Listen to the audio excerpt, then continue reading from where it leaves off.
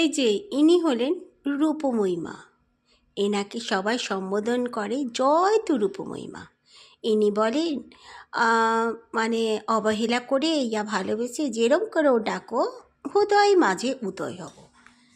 মানে বাবা লোকনাথের কথাটা বেশি করেছে। এনার অনেক ভক্ত চলে গেছে গুরু পীরানন্দমের কাছে, সেটাও সবাই জানে। ইনি ফ্লপ হয়ে যাচ্ছিলেন গুরু পীরানন্দমের থ্রু।